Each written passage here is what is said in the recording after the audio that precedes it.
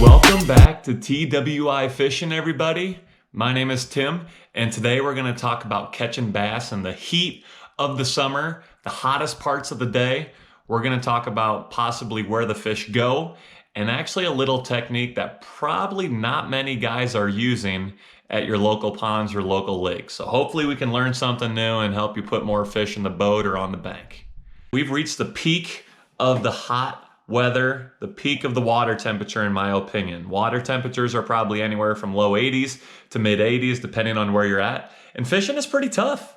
It's honestly not that fun to be outside when it's 90, 95 degrees outside, sunny, barely any breeze. Nobody honestly wants to be outside. But there are still fishing tournaments. People still want to get outside. It's just one of those things that us anglers have to navigate through. So, a couple of nights this week, or I guess a couple mid-afternoons this week, I went to a small pond kind of by where I live at, and I was trying to catch some bass. I've tried the topwater frogs along the shorelines and the weeds. I've tried fishing Texas rigs on the bottom, getting a couple of bites, but after seeing how much pressure from shore anglers these ponds are getting, I had to think of a way to present a bait a little differently to the fish. So what we're going to talk about today is using a drop shot in ponds, or I guess you could do it in lakes too. We're going to talk about using drop shots for those heat of the day bass. You might be wondering to yourself, what's the advantage of throwing a drop shot versus like a traditional Texas rig or a jig?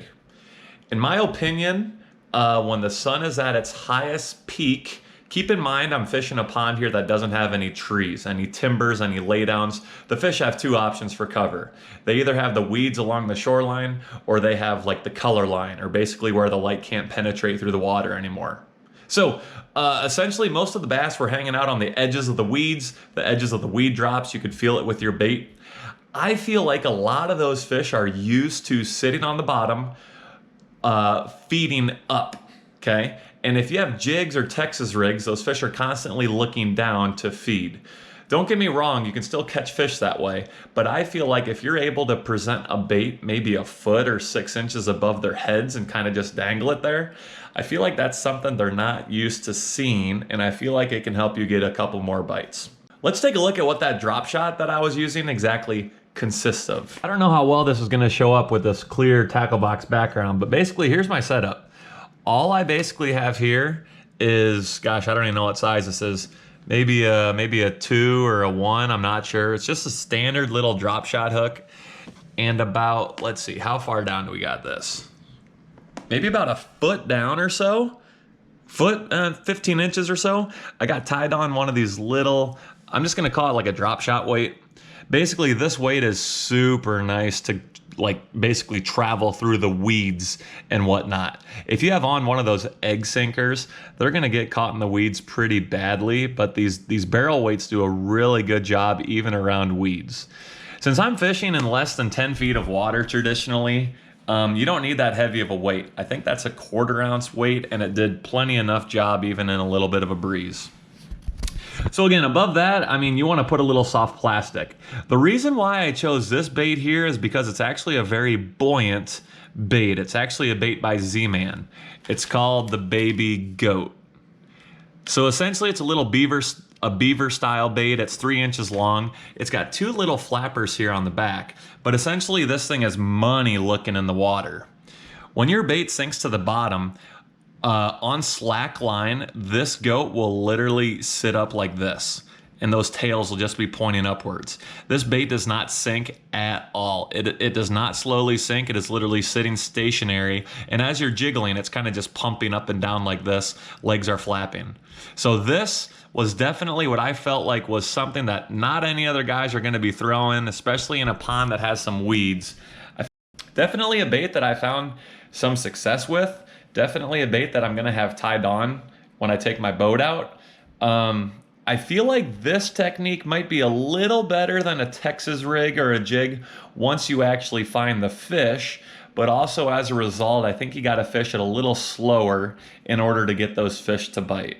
So if you're looking to find fish near structure, I'd probably go with a jig or Texas rig. But if you know the fish are there, I mean, honestly, throwing this drop shot just dangling in front of their face, not many guys are going to be doing that. So I would definitely give this a try. Again, it's a Z-Man Goat.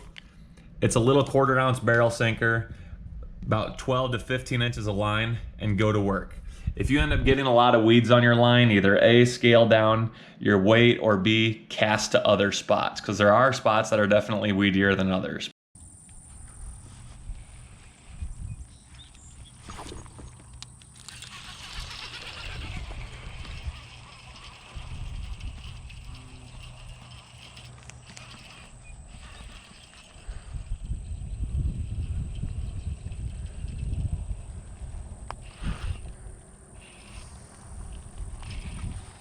Come here, buddy.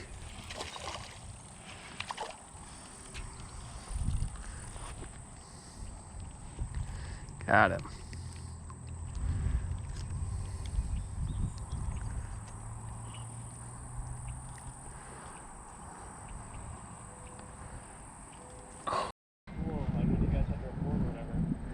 Great question.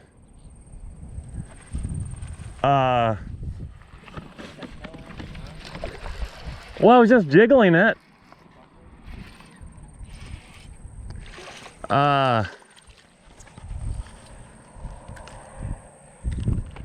First day back is 2 weeks after your birthday.